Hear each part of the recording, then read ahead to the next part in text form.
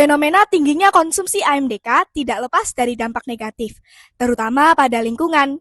Menurut Zero Net Waste, AMDK menyumbang sekitar 226.000 ton sampah plastik di Indonesia.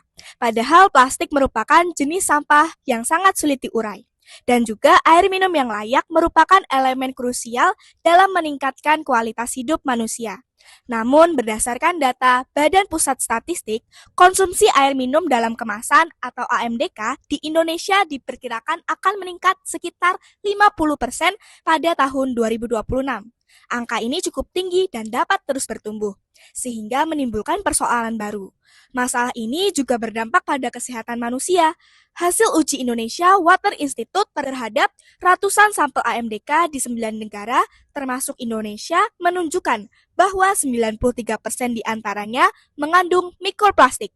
Kondisi ini mendorong saya, Dewi Queen, dan teman saya, Felina Anggia Putri, untuk membuat inovasi yaitu Electritum, yaitu teknologi pemanfaatan air hujan sebagai sumber air minum yang sehat, terjangkau, dan ramah lingkungan. Electritum dirancang dengan fungsi ganda. Pertama, menjernihkan sekaligus melakukan elektrolisis air hujan. Hasil proses elektrolisis berupa air basah digunakan sebagai air konsumsi dan juga air asam dimanfaatkan sebagai bahan pembuatan hand sanitizer alami. Hipotesis penelitian ini adalah bahwa air hujan yang diolah melalui proses elektrolisis menggunakan Electritum mampu menghasilkan air layak minum dengan standar Permenkes nomor 492 tahun 2010 sekaligus mengurangi ketergantungan pada AMDK.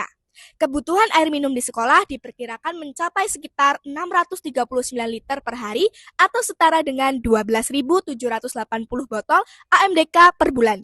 Jika Electritum mampu menyuplai 90% dari kebutuhan, hanya 5% sisanya yang masih harus dipenuhi dengan AMDK. Artinya, Electritum memiliki potensi signifikan dalam mendukung swasembada air minum sekaligus mengurangi limbah plastik. Bahan utama yakni air hujan yang ditampung di dalam toren air. Air hujan yang berhasil ditampung kemudian melewati proses filterisasi awal menggunakan karbon aktif dan pasir. Air dialirkan ke wadah drink jar dan wadah PVC. Kemudian ada 3 pipa penghubung yang dilengkapi dengan gumpalan kapas yang berfungsi untuk menyaring partikel dan memisahkan antara air basah dan air asam. Kedua wadah tersebut juga dipasangkan dengan elektroda yang mengalirkan arus listrik.